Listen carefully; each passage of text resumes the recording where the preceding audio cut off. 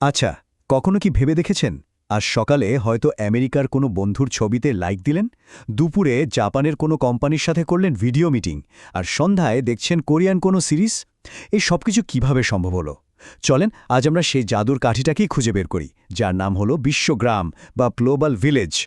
ব্যাপারটা কি দাঁড়াচ্ছে? ভৌগোলিক দূরত্ব বলে যেন আর কিছুই নেই। আমেরিকার বন্ধু এখন আমাদের ড্রয়িং রুমের আড্ডার সঙ্গী, জাপানের অফিসটা চলে এসেছে স্টাডি টেবিলে, আর বিশ্বের সেরা লাইব্রেরিগুলো তো আমাদের আঙুলের এক ক্লিকে। কিন্তু এই অবিশ্বাস্য সংযোগটা ঘটল কিভাবে? কোন শক্তি এই বিশাল পৃথিবীকে একটা ছোট্ট গ্রামের মতো বানিয়ে ফেলল? চলেন এই রহস্যের গভীরে যাওয়া যাক। আর সেই রহস্যের উত্তরটাই হল বিশ্বগ্রাম। একটা গ্রামের কথা ভাবুন তো, যেখানে সবাই সবাইকে চেনে, যে কোনো দরকারে সহজেই দেখা সাক্ষাৎ কথাবার্তা বলা যায়। এখন কল্পনা করুন, প্রযুক্তি ঠিক এই কাজটাই করেছে পুরো বিশ্বের সাথে।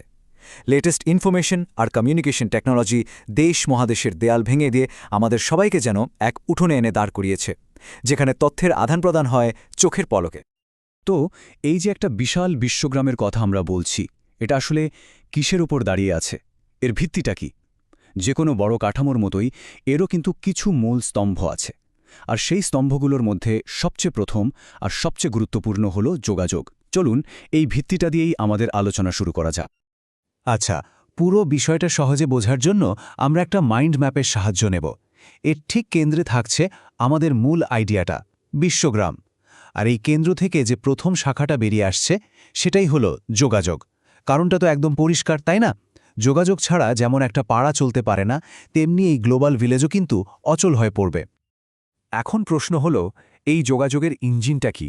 সেই ইঞ্জিনটাই হল টেলিকমিউনিকেশন। শব্দটাকে একটু ভাঙলেই এর মানেটা পরিষ্কার হয়ে যায়। টেলে মানে দূর, আর কমিউনিকেশন মানে তো যোগাযোগ। মানে দূর থেকে তার বা ওয়্যারলেস প্রযুক্তি ব্যবহার করে তথ্য আদান প্রদান করার যে সিস্টেম, সেটাই বিশ্বগ্রামকে সচল রেখেছে। ভৌগোলিক দূরত্বকে করে দিয়েছে অর্থহীন। আরে টেলিকমিউনিকেশন আমাদের জীবনের নানাভাবে মিশে গেছে। একটু ভাবলেই দেখবেন, আজকে দিনে ইমেল ছাড়া কি একটা অফিস ভাবা যায়? মুহূর্তের মধ্যে ডকুমেন্ট চলে যাচ্ছে পৃথিবীর অন্য প্রান্তে। কিংবা হাতে থাকা মোবাইল ফোনটা, যেটা আমাদের যে কোনো জায়গা থেকে প্রিয়জনের সাথে কানেক্ট করে দেয়। ভিডিও কনফারেন্সিংয়ের কারণে আমরা এখন ঘরে বসে বিদেশে মিটিংয়ে অ্যাটেন্ড করছি। আর ফেসবুক, টুইটারের মতো সোশ্যাল মিডিয়াগুলো তো আমাদের জন্য একটা ভার্চুয়াল চায়ের দোকান হয়ে গেছে, যেখানে সারাক্ষণ আড্ডা চলছে। যোগাযোগের এই যে বিশাল একটা পরিবর্তন, এটা কিন্তু শুধু আমাদের ব্যক্তিগত জীবনেই থেমে থাকেনি। এর প্রভাব এসে পড়েছে আমাদের জীবনের আরও দুটো গুরুত্বপূর্ণ ক্ষেত্রে, আমাদের কর্মক্ষেত্র আর আমাদের শিক্ষা ব্যবস্থায়। চলেন আমাদের মাইন্ড ম্যাপের পরের শাখায় গিয়ে দেখি এই উন্নত যোগাযোগ কিভাবে আমাদের কাজ করা আর শেখার পদ্ধতিকে একদম বদলে দিয়েছে। এই দেখেন, আমাদের মাইন্ড ম্যাপে বিশ্বগ্রাম থেকে আরেকটা নতুন শাখা যুক্ত হল, কাজ ও শিক্ষা। এটা একদম পরিষ্কার যে যোগাযোগের এই মজবুত ভিত্তির ওপর দাঁড়িয়েই আমাদের পেশা আর পড়াশোনার জগৎটা অনেক বড় হয়েছে, যা বিশ্বগ্রামের ধারণাকে আরও বাস্তব করে তুলেছে। আগে চাকরি মানে কি ছিল?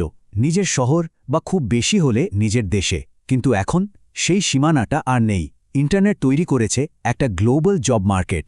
আউটসোর্সিং বা ফ্রিল্যান্সিংয়ের মতো কনসেপ্টের কারণে এখন বাংলাদেশের একজন প্রোগ্রামার নিউ ইয়র্কের কোনো কোম্পানির জন্য কাজ করতে পারেন, তাও আবার নিজের বাড়ি থেকেই। চাকরির জন্য এখন আর ভৌগোলিক অবস্থানটা কোনো বাধাই না। এখানে আউটসোর্সিং শব্দটা খুব জরুরি। জিনিসটা কি? খুব সোজা। ধরেন আমেরিকার একটা কোম্পানি তাদের কাস্টমার সার্ভিস সামলানোর জন্য বাংলাদেশের একটা কল সেন্টারকে কাজটা দিয়ে দিল। ব্যাস, এটাই আউটসোর্সিং। মানে কোনো কোম্পানি যখন নিজেরা কোনো কাজ না করে একটা কন্ট্রাক্টের মাধ্যমে অন্য কোনো দেশের কোম্পানি বা ব্যক্তিকে দিয়ে করিয়ে নেয়। এতে মূল কোম্পানির খরচ বাঁচে আর অন্য দেশের মানুষের জন্য কাজের সুযোগ তৈরি হয়। কর্মক্ষেত্রের মতোই শিক্ষার জগতেও কিন্তু একটা নীরব বিপ্লব ঘটে গেছে। লার্নিংয়ের জন্য আজ হার্ভার্ড বা এমআইটির মতো বিশ্বসেরা ভার্সিটির জ্ঞানভাণ্ডার সবার জন্য খোলা। ঘরে বসেই বিদেশি ডিগ্রি নেয়াটা এখন আর কোনো স্বপ্ন না, এটা বাস্তবতা। ডিজিটাল লাইব্রেরি আর বুকের কল্যাণে লক্ষ লক্ষ বই এখন আমাদের পকেটে। সোজা কথায়, জ্ঞান অর্জনের পথে ভৌগোলিক দেয়ালটা পুরোপুরি ভেঙে গেছে। যোগাযোগ, কাজ আর শিক্ষার পর এবার আসা যাক বিশ্বগ্রামের আরও দুটো বড় ব্যাপারে, যা আমাদের প্রতিদিনের জীবনকে প্রভাবিত করে: ব্যবসা বাণিজ্য এবং বিনোদন। এই দুটো জায়গাতেও প্রযুক্তির ছোঁয়ায় বিশ্বজুড়ে একটা বিরাট পরিবর্তন এসছে। চলুন আমাদের মাইন্ড ম্যাপের শেষ শাখাগুলোয় চোখ রাখি। আর আমাদের মাইন্ড ম্যাপের এই শেষ শাখাটা পুরো ছবিটাকে কমপ্লিট করে। দেখুন, বিশ্বগ্রাম থেকে বেরিয়ে এলো বাণিজ্য ও বিনোদন, কারণ অর্থনৈতিক লেনদেন আর সংস্কৃতির আদান-প্রদান ছাড়া একটা বিশ্বগ্রামের ধারণা তো অসম্পূর্ণই থেকে যায়। প্রযুক্তি এই দুটোকেও আমাদের হাতের মুঠো এনে দিয়েছে। ব্যবসা বাণিজ্যের কথাই ধরেন না, ই কমার্সের জন্য আমরা এখন চীনের কোনো ওয়েবসাইট থেকে জিনিসপত্র কিনছি, যা কয়েকদিনের মধ্যেই আমাদের বাসায় চলে আসছে। অ্যামাজন বা আলিবাবার মতো প্ল্যাটফর্মগুলো তো পুরো বিশ্বকেই একটা দোকানে পরিণত করেছে। আর ইলেকট্রনিক ফান্ড ট্রান্সফার বা ইএফটির মতো প্রযুক্তি, যা আমাদের মোবাইল ব্যাংকিং বা অনলাইন লেনদেনকে সম্ভব করেছে, মুহূর্তেই এক দেশ থেকে আরেক দেশে টাকা পাঠাতে সাহায্য করছে। আন্তর্জাতিক বাণিজ্য এখন আগের চেয়ে অনেক অনেক সহজ। বিনোদনের দুনিয়াতেও কিন্তু বিশাল পরিবর্তন এসেছে। খবরের জন্য এখন আর সকালের পত্রিকার জন্য বসে থাকতে হয় না। টিভির জন্য কোনো নির্দিষ্ট সময়ের দরকার নেই।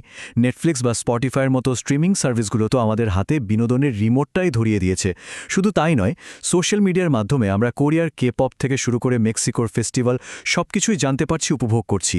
সংস্কৃতির এই আদান-প্রদান বিশ্বগ্রামকে আরও অনেক বেশি রঙিন করে তুলেছে। তাহলে আমরা বিশ্বগ্রামের মূল বিষয়গুলো আর এর প্রধান উপাদানগুলো নিয়ে কথা বললাম। চলুন সবটা একবার এক ঝলকে দেখে নিই আর ভবিষ্যতের দিকেও একটু তাকানো যাক। এই হচ্ছে আমাদের পুরো মাইন্ড ম্যাপটা। তাহলে আমরা দেখতে পাচ্ছি কেন্দ্রে থাকা বিশ্বগ্রাম ধারণাটা আসলে দাঁড়িয়ে আছে 3টা মূল পিলারের উপর: যোগাযোগ, কাজ ও শিক্ষা এবং বাণিজ্য ও বিনোদন। আর এই সব কিছুর মূলে রয়েছে উন্নত যোগাযোগ, যা বাকি শাখাগুলোকে সম্ভব করে তুলেছে এবং আমাদের সবাইকে নিয়ে তৈরি করেছে আজকের এই কানেক্টেড দুনিয়া। তাহলে একদম সংক্ষেপে যদি বলি, আমরা কি জানলাম? আমরা দেখলাম কিভাবে প্রযুক্তি একটা ধারণাকে সত্যি করে তুলেছে, পুরো বিশ্বকে একটা গ্রামে নিয়ে এসেছে। আমরা এর মূল ইঞ্জিন হিসেবে যোগাযোগকে চিনেছি, আর দেখেছি সেই যোগাযোগ আমাদের কাজ, শিক্ষা, বাণিজ্য, এমনকি সংস্কৃতির ওপরও কতটা গভীর প্রভাব ফেলেছে। এক কথায় আমাদের জীবনযাত্রাকেই বদলে দিয়েছে। কিন্তু গল্পটা তো এখানেই শেষ না। প্রযুক্তি তো আর থেমে নেই। আর্টিফিশিয়াল ইন্টেলিজেন্স, ভার্চুয়াল রিয়ালিটির মতো প্রযুক্তিগুলো আসছে, যা হয়তো আমাদের যোগাযোগের ধরনটাই পুরোপুরি বদলে দেবে। তো প্রশ্নটা কিন্তু থেকেই যাচ্ছে, বিশ্বগ্রামের পরের ধাপটা কি হতে পারে? আমাদের এই কানেক্টেড দুনিয়া ভবিষ্যতে আমাদের জন্য আর কি চমক নিয়ে অপেক্ষা করছে? ভাবার মতো বিষয়, তাই না?